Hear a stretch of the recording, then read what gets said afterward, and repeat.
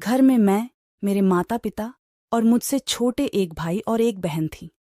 हमारी आर्थिक स्थिति अच्छी नहीं थी। पिताजी बीमार रहते थे। वे कोई काम भी नहीं कर पा रहे थे। घर का खर्च चलाना बहुत मुश्किल हो गया था। हालत ये थी कि पिताजी का इलाज भी नहीं हो पा रहा था। एक दिन मैं रसोई घर में खाना बना रही थी कि तभी माँ ने आवाज़ दी, मैं पापा को पानी पिला दे।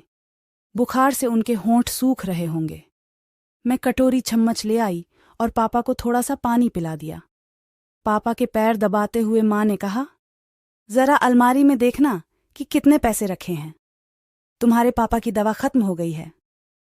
मैंने देखा कि अलमारी में तो इतने पैसे भी नहीं थे कि एक वक्त की दवा आ सके। मैं परेशान हो गई कि अब क्या करूं।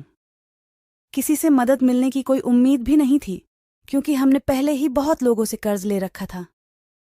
अचानक मुझको अपने पापा के पुराने दोस्त मोहन अंकल का ख्याल आया। किसी जमाने में वे दोनों अच्छे दोस्त थे, पर पता नहीं किसी वजह से मेरे पापा ने मोहन अंकल से दोस्ती तोड़ ली थी।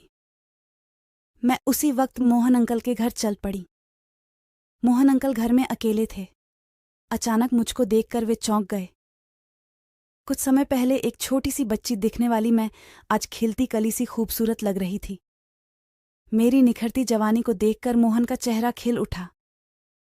जब मैंने बताया कि मेरे पापा की तबीयत ज्यादा खराब है और मैं मदद के लिए आई हूं, तो मेरी मजबूरी में मोहन को अपनी हैवानियत की जीत नजर आ रही थी। उसने मुझसे कहा, चलो मैं बैंक से पैसे निकालकर तुम्हें दे देता हूं। इसके साथ ही हम दोनों गाड़ी में बैठकर घर से निकल पड़े। रास्ते में मोहन ने मेरे साथ छेड़खानी करनी चाहिए। मुझको अपने पिता की उम्र के शख्स से इस तरह के घटिया बर्ताव की उम्मीद नहीं थी। लिहाजा मैं गुस्से में गाड़ी से उतर गई। मोहन ने बेहूदगी से गाड़ी मोड़ते हुए कहा, अगर किसी भी मदद की जरूरत हो तो एक रात के लिए मेरे पास आ जाना। तुम जो चाहोगी मैं दे दूंगा। मैंने नफरत से मुंह फेर लिया था। अब मैं समझ चुकी थी कि मेरे पापा ने यह दोस्ती क्यों तोड़ी थी। खुद को बेबस महसूस करती मैं भारी कदमों से घर की ओर चल पड़ी। घर पहुंचते ही मेरे पैरों के नीचे से जमीन खिसक गई, क्योंकि मेरे पापा इस दुनिया से जा चुके थे। माँ मुझको देखते ही बिलख उठी। तू कहाँ चली गई थी बेटी? देख, तेरे पापा हमें छोड़कर चले गए। माँ रो रही थी। दोनों छोटे भाई बहन भी हो रहे थे। कुछ पड़ोसी भी आ गए थे, पर मेरी आंखों में आंसू नहीं थे। मैं तो जैसे पत्थर हो गई थी। मैं सोच रही थी कि जब घर में दवा के लिए पैसे नहीं हैं, तो पिता के अंतिम संस्कार के लिए पैसे कहाँ से आएंगे। अब मेरी जीत और पिता का अंतिम संस्कार तराजू के दो पलड़ों में तुल रहे थे, और पिता के अंतिम संस्कार का पलड़ा भारी रहा। मैं चल दी मोहन के पास। अपने वजूद का अंतिम संस्कार करने के लिए मोहन मुझको अपने कमरे में ले गया और मेरे होंठों को चूमने लगा।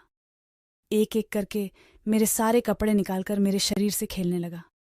पूरी रात हम दोनों एक दूसरे के आगोश में लिपटे रहे। सुबह होने से पहले मैं पैसे लेकर लौट आई थी। मेरे पिता का अंतिम संस्कार अच्छी तरह से हो गया। कुछ दिनों के खाने का भी इंतजाम हो गया था। लेकिन फिर वही चिंता। छोटे भाई बहनों की पढ़ाई और खाने पीने का खर्च कहाँ से आएगा? मुझको कुछ समझ नहीं आ रहा था। मैंने फिर मोहन से बात की। मोहन ने मुझको नौकरी दिलाने का भरोसा दिया था। शर्त वही थी। एक रात बूढ़ी माँ भाई बहन की जरूरतों को पूरा करने के लिए मैंने अपने अपनों की आहुति द्वेद्री और मोहन के पास चली गई और अपना शरीर उसके हवाले कर दिया। मोहन ने मुझको अपने ही दफ्तर में नौकरी पर रख लिया। अब जब भी मोहन चाहता मुझको बुला लेता। न चाहते हुए भी मैं इस दलदल में फंसती चली गई। मेरी माँ कुछ कुछ समझ रही थी, पर विरोध नहीं कर पाती थी, क्योंकि वह जानती थी कि बिना पैसों के गुजारा करना मुश्किल था। धीरे धीरे मेरे दोनों भाई बहनों ने अपनी पढ़ाई पूरी कर ली और मेरी मुद्दत से ही मेरे भाई ने अपना अलग कारोबार शुरू कर लिया। मेरी छोटी बहन की भी पढ़ाई पूरी हो चुकी थी। उसके स्वभाव और खूबसूरती को देखते हुए एक अच्छे घर के लड़के ने शादी का प्रस्ताव भेजा। मुझको भी ये रिश्ता अच्छे लगा। ओ छोटू मंगनी पट्ट विवाह हो गया। मैं बड़ी थी। माँ ने मुझसे शादी करने के लिए कहा। पुर में चुप रही। मैं जानती थी कि जिस दलदल में मैं फंस चुकी हूं, अब उससे बाहर नहीं निकल सकती। मोहन अब मेरे साथ ज्यादा से ज्यादा समय बिताता था, इसलिए उसने एक फ्लैट ले लिया था। वह अब मेरी इज्जत करता था, अक्सर मेरे लिए तो फिर लाता, कभी कभी बाहर भी घुमाने ले जाता। मैं खूबसूरत तो थी ही, अच्छे रहन सहन और महंगे कपड़ों ने मेरे रूप को और भी निखार दिया था। वक्त के साथ साथ मैंने अपनी अदाओं से लोगों का दिल जीतना भी सीख लिया था।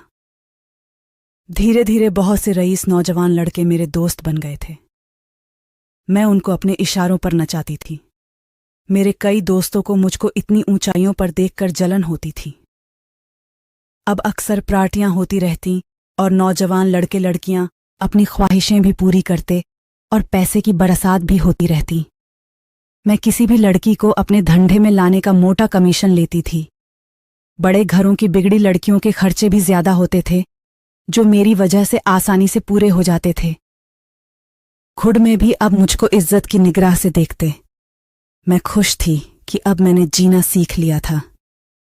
दोस्तों, अगर आपको कहानी अच्छी लगी है तो वीडियो को लाइक करें, शेयर करें और हमारे चैनल को सब्सक्राइब करें। धन्यवाद।